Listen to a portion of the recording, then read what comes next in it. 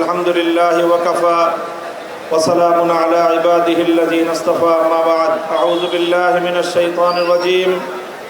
بسم الله الرحمن الرحيم.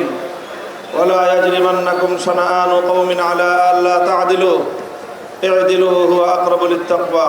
صدق الله العظيم. 11 দলীয় নির্বাচনী ঐক্যের পক্ষ থেকে ঢাকা 11 আসনের মনোনীত প্রার্থী জাতীয় নাগরিক পার্টি বাংলাদেশ এনসিপির সংগ্রামী আহ্বায়ক, জুলাই যুদ্ধের সর্বাধিনায়ক জনাব নাহিদ ইসলামের নির্বাচনী জনসভায় উপস্থিত সংগ্রামী সভাপতি, উপস্থিত আজকের এই জনসভার সম্মানিত প্রধান অতিথি, বাংলাদেশ জামাতে ইসলামীর আমির, মানবিক বাংলাদেশের রূপকার জনাব ডক্টর শফিকুর রহমান, অন্যান্য নেতৃবৃন্দ, সংগ্রামী এলাকাবাসী, আমরা 11টি দল 11 ভাইয়ের মতো হাতে হাত রেখেছি। কোনো নেতা, কোনো দল, কোনো জোট, কোনো গোষ্ঠীর স্বার্থ রক্ষা করার জন্য নয়। আমরা ঐক্যবদ্ধ হয়েছি বঞ্চিত ভাগ্যাহত বাংলার 18 কোটি মানুষের অধিকার তাদের ঘরে পৌঁছে দেওয়ার জন্য। বাংলাদেশের মানুষ অনেক শোষণ এবং বঞ্চনার শিকার। 71-এর পূর্ব পর্যন্ত দীর্ঘ 214 বছর এদেশের মানুষ শাসিত হয়েছে বিদেশি শাসকদের দ্বারা, তাই তারা শোষণের শিকার হয়েছে।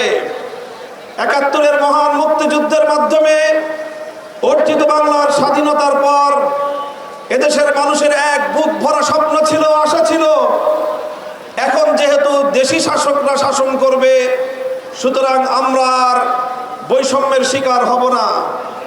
কিন্তু দীর্ঘ 54 বছরের পর বাংলাদেশের মানুষ যখন তাদের প্রাপ্তি এবং তাদের চাওয়া পাওয়ার হিসাব মেলাতে যায়, তখন তারা কি পায়? তারা দেখে যে শাসকের গায়ের চামড়ার রং পরিবর্তন হয়েছে, শাসকের জাতের পরিবর্তন হয়েছে, শাসকের ভাষার পরিবর্তন হয়েছে, কিন্তু বাংলার মানুষের ভাগ্য নিয়ে ছিনিমিনি খেলা, বাংলার মানুষের অধিকার ছিনতাই করবার শোষণের কোনো পরিবর্তন হয় নাই।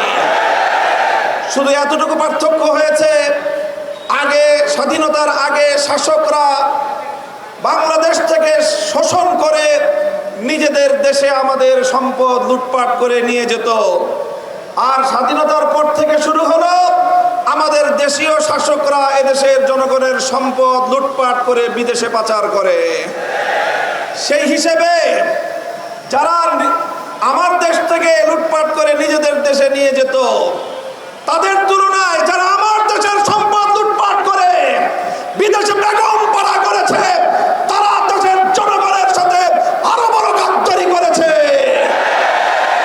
তাই আজ 54 বছর পরে যখন দেশের মানুষের পিঠ দেয়ালে ঠেকে গিয়েছিল, আর কেউ কেউ শুধুমাত্র বাংলাদেশের মানুষকে ঈদের কথা শোনাতো। মাত্র 30% টাকায় জমির মালিক হয়ে নতুন বাংলাদেশের গড়ে তোলার স্বপ্ন দেখা বাংলা বসতি। বলতো ঈদ আসবে, ঈদ আসবে, ঈদ আসবে, আন্দোলন হবে।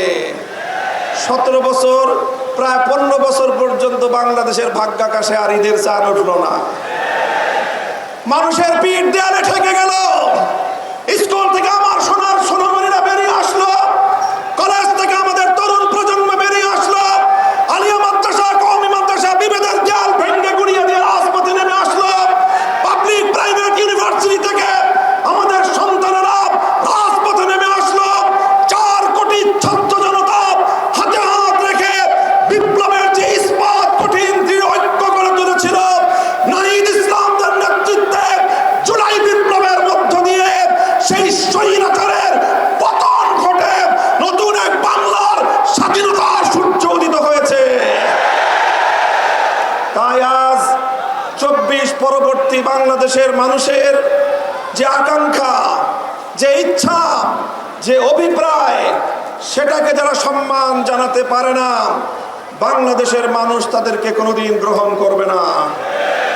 মনে রাখবেন, ১,৫০০ মায়ের কোল খালি হয়েছে, ১,৫০ সহস্রাধিক জুলাই যোদ্ধাদের শাহাদাতের রক্ত দিয়ে বাংলার এই মাটিকে পবিত্র করা হয়েছে। ৩০,০০০-এর বেশি যুদ্ধাহত জুলাই যোদ্ধা, যারা কেউ পঙ্গুত্ব বরণ করেছে, অনেকে চিরদিনের জন্য দৃষ্টিশক্তি হারিয়ে অন্ধত্বকে বরণ করেছে।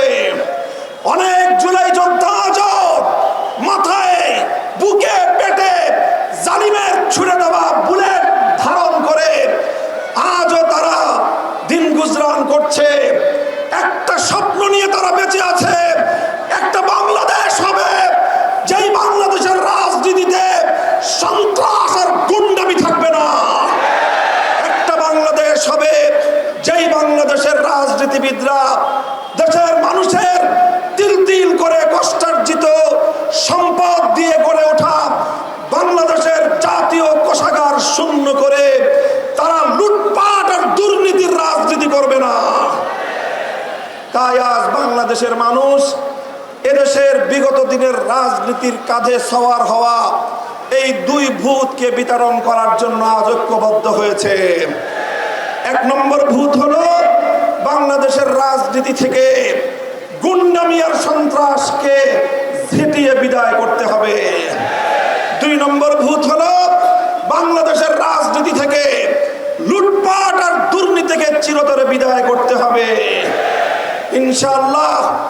তাই জুলাই বিপ্লবের মধ্য দিয়ে যেই নতুন বাংলাদেশের যাত্রা শুরু হয়েছে, নাহিদ ইসলামরা জীবনকে ঝুঁকির মুখে ফেলে জালিমের বুলেটের সামনে আবু সাঈদ মুগ্ধরা সিনাটান করে দিয়ে যে বিপ্লবের সূচনা করেছিল ডক্টর শফিকুর রহমান সাহেবের নেতৃত্বে 11 দলীয় নির্বাচনী ঐক্যজোট আগামী 12ই ফেব্রুয়ারি ব্যালট বিপ্লবের মাধ্যমে সোনার বাংলাদেশ গড়ে তুলবে ইনশাআল্লাহ।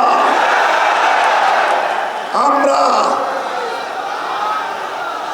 আখেরি কথা, আমার শেষ পয়গাম, জুলাই সনদ, জুলাই বিপ্লবের প্রশ্নে কোন নমনীয়তার সুযোগ নাই, আপোষের সুযোগ নাই। গণভোটে হা না না হা, হা না না হা, এই নাটকের অবসান ঘটাতে হবে।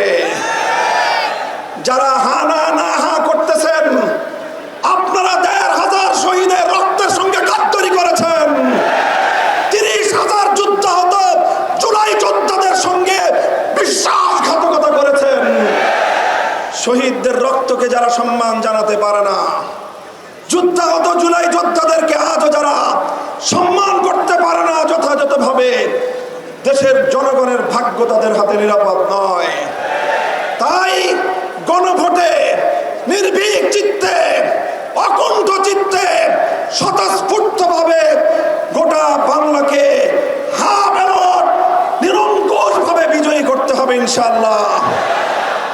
আর ঢাকা 11 আসন থেকে বিপ্লবের মহানায়ক নাহিদ ইসলামকে জাতীয় সংসদে প্রতিনিধিত্বের জন্য নির্বাচন করে বাংলার মানুষের পক্ষ থেকে ঢাকা 11 আসনের জনগণ, ভোটাররা, আপনারা জুলাই বিপ্লবীদের প্রতি বাংলাদেশের মানুষের যে দায়, সেই দায়ের ঋণ কিছুটা শোধ করার চেষ্টা করবেন ইনশাআল্লাহ। আমি যদি ঢাকা 11 আসনের ভোটার হতাম, শাপলাকলিতে নাহিদ ইসলামকে আমি ভোট দিতাম। আপনারা যারা ভোটার আছেন, এটা আপনাদের পবিত্র আমানতের দায়িত্ব। বিপ্লবের সঙ্গে গাদ্দারি করবেন না। যারা জুলাই বিপ্লবের সবচেয়ে বড় বেনিফিশিয়ারি, আপনারা 1.5 বছরের মাথায় এসে সেই জুলাইয়ের স্পিরিটকে ধারণ করতে ব্যর্থ হয়েছেন। এটা আপনাদের রাজনীতির ইতিহাসের চরম ব্যর্থতা, কলঙ্কজনক অধ্যায়। ইনশাআল্লাহ আগামী 12ই ফেব্রুয়ারি 11 আসনে 11 দলীয় নির্বাচনী ঐক্যের শাপলাকলি বিপুল ভোটে বিজয়ী হবে ইনশাআল্লাহ। ইনকিলাব, ইনকিলাব, গোলামি না আজাদি, আজাদির মার্কা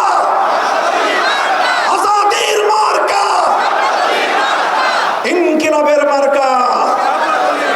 নাসরুম মিনাল্লাহি ওয়া ফাতহুন করিব। আল্লাহর সাহায্য সমাগত, আমাদের বিজয় অবশ্যম্ভাবী ইনশাআল্লাহ। আসসালামু আলাইকুম ওয়া রাহমাতুল্লাহ।